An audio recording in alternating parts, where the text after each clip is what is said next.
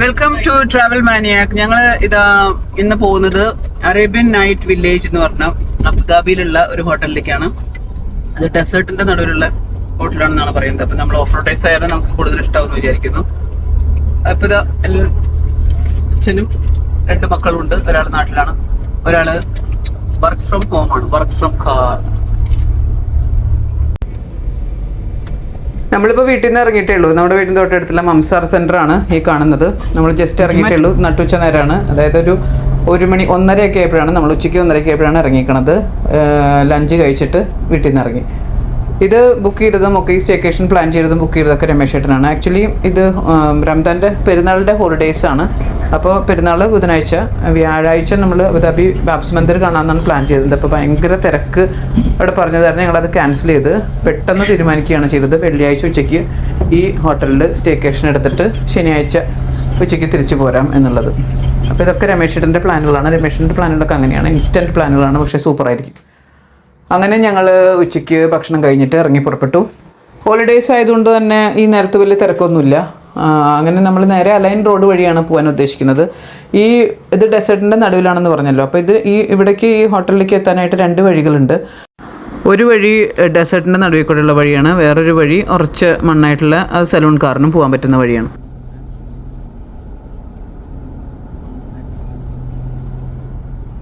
നമ്മൾ ഇവിടെ നിന്ന് അലൈൻ റോഡിലേക്ക് കയറും, അങ്ങനെയാണ് പോവുക. അപ്പോൾ അലൈൻ റോഡിലേക്ക് കയറി കഴിഞ്ഞാൽ പിന്നെ ഫുള്ള് സൈഡിലൊക്കെ നല്ല പച്ചപ്പ് തുടങ്ങും. ഫാം ആക്സസ് എന്ന് പറഞ്ഞിട്ട് നിറച്ച് കാണാം. തിരിച്ചു വരുമ്പോൾ നല്ല മനോഹരമായിട്ടുള്ള ഒരു വഴി കൂടെയാണ് വന്നത്. കുറച്ചും കൂടി വഴി കൂടെ ഗൂഗിൾ കാണിച്ച വഴിയാണ്. അങ്ങനെ വന്നപ്പോൾ ഒരു പാലസും നിറച്ച് ഫാമുകളും ഒക്കെയുള്ള വഴി കൂടെ വന്നിരുന്നു. നമ്മളിവിടെ റൂം ബുക്ക് ചെയ്തേക്കുന്നത് 4 വില്ലകളായിട്ടാണ്. അതായത് ഒരു വില്ല ഒരു 1 ബെഡ്റൂമാണ്. ഒരു ബെഡ്റൂം, ഒരു ബാത്റൂം, ഒരു കോറിഡോർ, അങ്ങനെയാണ് പറഞ്ഞേക്കുന്നത്.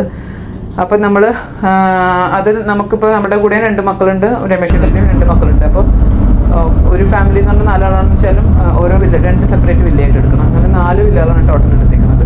അടുത്തടുത്തുള്ള 4 വില്ലകൾ ഇങ്ങനെയാണെന്നുള്ളത് അവിടെ പോയിട്ട് കാണാം. ടോട്ടൽ ടൈം കാണിക്കുന്നത് വീട്ടിൽ നിന്ന് 2.25 മണിക്കൂറാണ്. അതിൽ കൂടുതൽ എടുക്കുമെന്ന് തോന്നുന്നു. നമ്മൾ ഡെസേർട്ടിന് നടുവിൽ കൂടെ പോകുമ്പോൾ കൂടുതൽ ടൈം എടുക്കും. പിന്നെ അതുപോലെ അതായത് 280 മറ്റോ കിലോമീറ്ററാണുള്ളത് ഇവിടേക്ക്. ഇപ്പോൾ നമ്മളിതാ ഡെസേർട്ടിൻ്റെ നടുവിലുള്ള റോഡിലേക്ക് ഇറങ്ങാൻ പോവുകയാണ്. മറ്റേ പക്ക റോഡ് കഴിയും. ഇപ്പോൾ കഴിഞ്ഞാൽ മറ്റേ കഞ്ചാ റോഡാവും. അൽഖ്വ ഡെസേർട്ടിൻ്റെ തൊട്ടടുത്താണിത്. ഫേമസ് ആയിട്ടുള്ള അൽഖ്വ ഡെസേർട്ടാണ് UAE ഏറ്റവും ഡാർക്കസ്റ്റ് പ്ലേസ്. അവിടെ നിന്നിട്ടാണ് നമുക്ക് Galaxy, constellations, planets, shooting stars ഇതൊക്കെ വാച്ച് ചെയ്യാൻ, സ്റ്റാർ ഗേസിങ്ങിന് വേണ്ടിയിട്ട് ആൾക്കാർ പോകുന്ന സ്ഥലമാണ് ഈ അൽഖ്വ ഡെസേർട്ട്. അതിൻ്റെ തൊട്ടടുത്താണ് ഇതെന്നാണ് പറയുന്നത്. കുറേ നേരം ഓടിച്ചതുകൊണ്ട് നമ്മൾ കുറച്ച് നേരം നിർത്തിയിടാമെന്ന് വിചാരിച്ചു. കുറച്ച് നേരം ഇറങ്ങി നിന്നു. നല്ല വെയിലാണ്, പക്ഷേ കുടയൊക്കെ ഉള്ളതുകൊണ്ട് കുടയൊക്കെ പിടിച്ച് തന്നെ നിന്നു. പിന്നെ കുറച്ച് ഫോട്ടോസൊക്കെ എടുക്കാൻ പറ്റിയൊരു സ്ഥലമാണെന്ന് തോന്നി.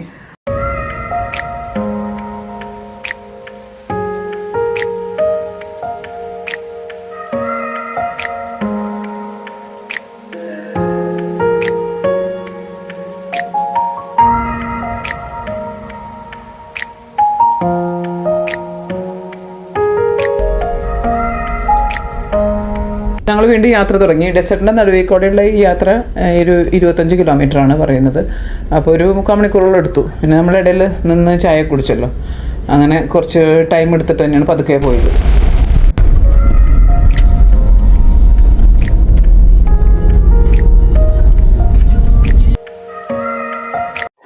അങ്ങനെ നമ്മൾ സ്ഥലത്തെത്തിക്കഴിഞ്ഞു. ഈ ഹോട്ടലിലേക്കുള്ള റോഡിലേക്ക് നമ്മൾ തിരിഞ്ഞു. അപ്പോൾ അവിടെ പച്ചപ്പൊക്കെ കാണുന്നുണ്ട്. അതുപോലെ സൈഡിലൊരു പോണ്ട് ഉണ്ടാക്കി വെച്ചിട്ടുണ്ട്.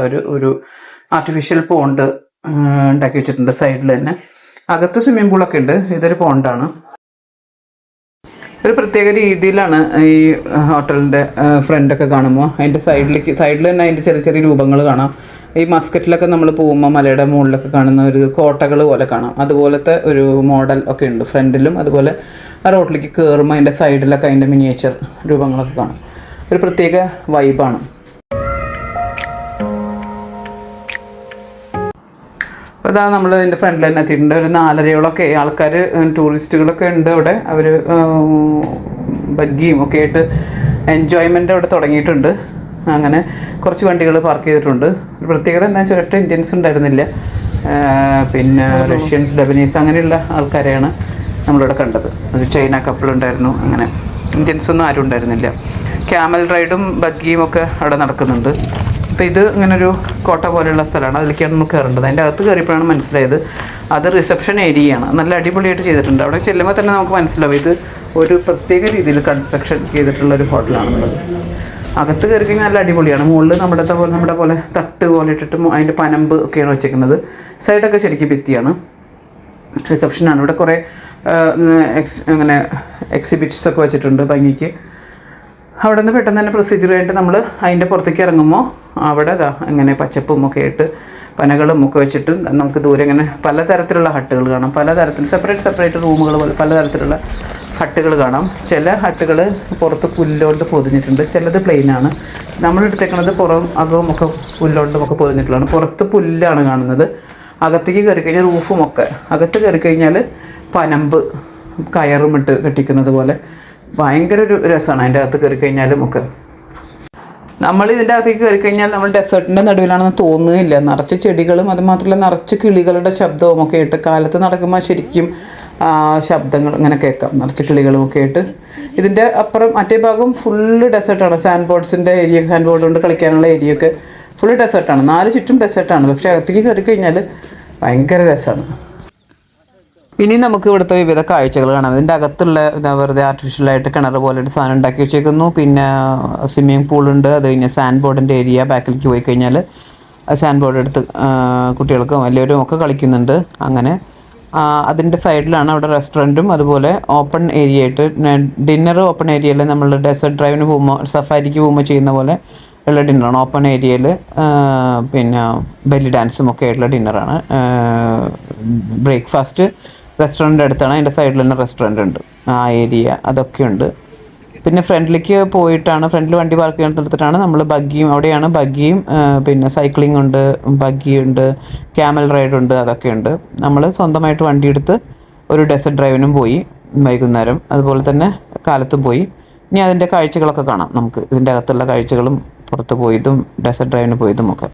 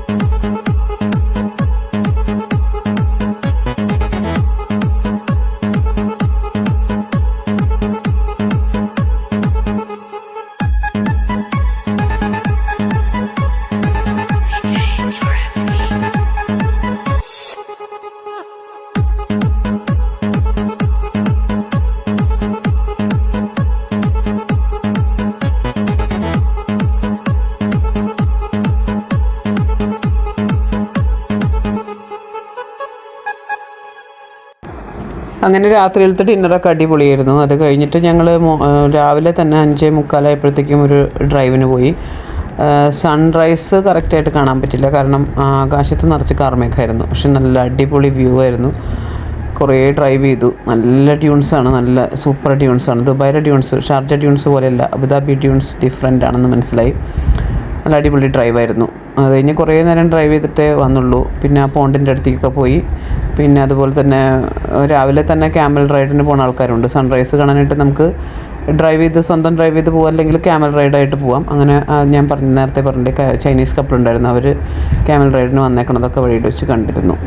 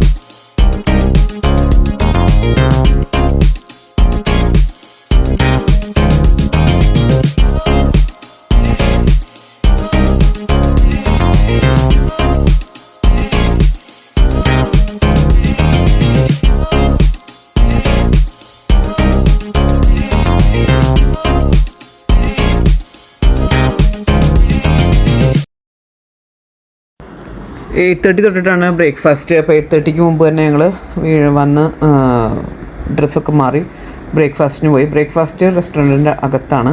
റെസ്റ്റോറൻറ്റിൻ്റെ അകത്ത് ബുഫേയാണ് ഓഫ് കോഴ്സ്. റെസ്റ്റോറൻറ്റിൻ്റെ അകത്തും പല പല റൂമുകളായിട്ടുണ്ട് ഇരിക്കാനായിട്ട്. അതുപോലെ പുറത്ത് നമുക്ക് രാത്രി ഡിന്നർ കഴിച്ച ആ ഏരിയ കണ്ടുകൊണ്ട് ഇരുന്നിട്ട് പുറത്ത് അതിൻ്റെ റൂഫുണ്ടെന്ന് വെച്ചാലും പുറം ഭാഗത്തായിട്ടിരിക്കുന്ന പോലെ അങ്ങനെ ഇരുന്നിട്ടും ബ്രേക്ക്ഫാസ്റ്റ് കഴിക്കും. ഞങ്ങൾ ഔട്ട്സൈഡ് പോയിരുന്നിട്ടാണ് കഴിച്ചത്. അകത്ത് പ്രൈവറ്റ് റൂമുകളായിട്ടുമുണ്ട്, ഇതിൻ്റെ സൈഡിലുമുണ്ട്. അതല്ലാണ്ട് പിന്നെ പ്രൈവറ്റ് റൂം ഒരെണ്ണം കണ്ടിരുന്നു. അങ്ങനെയൊക്കെ പല സൗകര്യങ്ങളുണ്ട്. നല്ല ബ്രേക്ക്ഫാസ്റ്റ് ആയിരുന്നു. ഇംഗ്ലീഷ് ആൻഡ് അറബിക് ആയിരുന്നു ബ്രേക്ക്ഫാസ്റ്റ്. നല്ല ഇഷ്ടംപോലെ വിഭവങ്ങളുണ്ടായിരുന്നു. ഇന്ത്യൻ ഇല്ല, നമ്മുടെ ഇന്ത്യനോ കേരള ഐറ്റംസോ ഒന്നുമില്ല.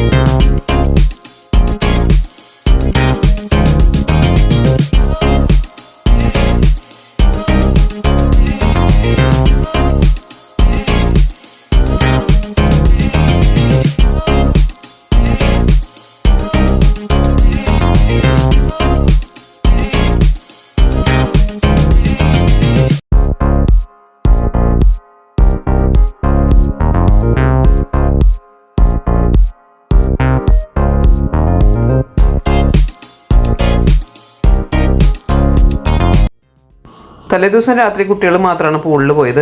ഞങ്ങളപ്പോൾ പകല് ഞങ്ങൾ എല്ലാവരും കൂടി പൂളിൽ പോയി കുറേ നേരം ടൈം സ്പെൻഡ് ചെയ്തു. കുറേ ഫോട്ടോകളൊക്കെ എടുത്തു. ഇതൊക്കെ കഴിഞ്ഞിട്ട് ഉച്ചയ്ക്ക് 12 മണിയോട് കൂടിയിട്ടാണ് അവിടെ നിന്ന് തിരിച്ചു പോകുന്നത്. അപ്പം ഒരു പ്രത്യേകത എന്താണെന്ന് വെച്ചാൽ അവിടെ വൈഫൈ ഇല്ല. അതൊരു നല്ല അനുഗ്രഹമായിട്ട് തോന്നി. കാരണം നമ്മുടെ ഡാറ്റ മാത്രമേ ഉള്ളൂ. ഡാറ്റ കിട്ടുന്നുണ്ട്, ഒരു റേഞ്ചിനൊന്നും ഒരു പ്രശ്നമില്ല. പക്ഷേ ഡെസേർട്ടാണെന്ന് വെച്ചാലും പക്ഷേ വൈഫൈ ഇല്ലാത്തത് എല്ലാവർക്കും എൻജോയ് ചെയ്യാനായിട്ട് വേണ്ടിയിട്ടാണെന്ന് തോന്നുന്നു അവർ പർപ്പസ്ഫുള്ളി വൈഫൈ കൊടുക്കാത്തത്. അത് നല്ല കാര്യമായിട്ട് തോന്നി. അങ്ങനെ 12 മണി കഴിഞ്ഞപ്പോഴത്തേക്കും ഞങ്ങൾ ചെക്കൗട്ട് ചെയ്ത് ഇറങ്ങി. ഇനി നേരെ ദുബായിക്കാണ്. കാരണം മോന് ഓഫീസിലേക്ക് പോകണം, പിന്നെ മോൾക്ക് ഒരു പ്രാക്ടീസിന് പോകണം. അതൊക്കെ വൈകുന്നേരം ആകുമ്പോൾ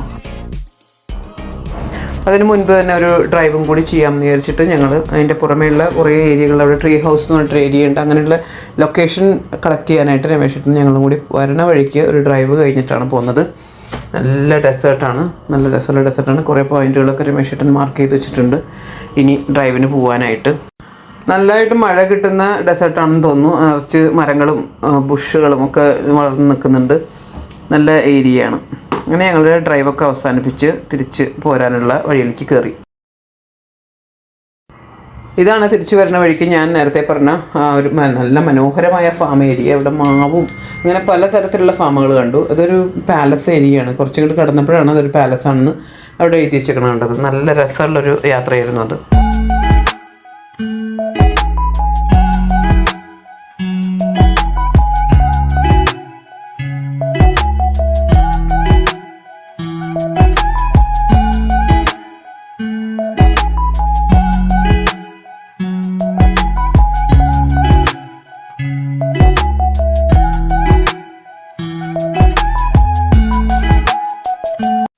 അങ്ങനെ തിരിച്ചു പോരുന്ന വഴിക്കുള്ള ഈ ഫാമിൻ്റെ ഇടയിലാണ് ഒരു ഫാമിൽ പ്രാവുകൾക്ക് തീറ്റ കൊടുക്കാനും പ്രാവുകൾക്ക് താമസിക്കാനും ഒക്കെ ആയിട്ടുള്ള ഒരു കൂടുകൾ ഒരുക്കിയിട്ടുള്ളൊരു ബിൽഡിങ് കണ്ടത്. അതൊക്കെ ഒരു പ്രത്യേകതയായിട്ട് തോന്നി.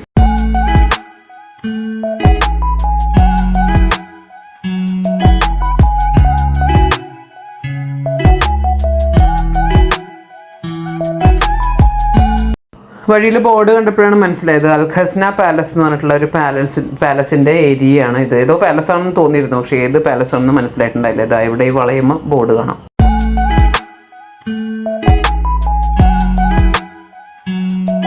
ഇപ്പം ഞങ്ങളുടെ അങ്ങനെ ട്രിപ്പ് അവസാനിച്ചു. ഇപ്പം നമ്മൾ അബുദാബിയിലാണ്, അഡ്നോക് വോയ്സിൽ നിർത്തിക്കുകയാണ്. നേരെ ദുബായിക്ക് പോകും, വീട്ടിലേക്ക് പോകുന്നു. ബാക്കിയുള്ള ആൾക്കാർക്കൊക്കെ ഓരോ പരിപാടികളുണ്ട്. ഒരാൾ ഓഫീസിൽ പോകും, നേരെ ഒരാളുടെ പ്രാക്ടീസിന് പോകും. ഞങ്ങൾ രണ്ടുപേരും നാളത്തെ വിഷു സദ്യ ഒരുക്കാനുള്ള സാധനങ്ങൾ വാങ്ങിക്കാൻ പോകും. രമേശ് ചേട്ടൻ വേറെ വഴിക്ക് പോയി, അവർക്ക് വേറെ റിലേറ്റീവിൻ്റെ അവിടേക്ക് പോകണം. അപ്പോൾ ഇനിയും മറ്റൊരു വീഡിയോയുമായിട്ട് വീണ്ടും വരാം. ബൈ.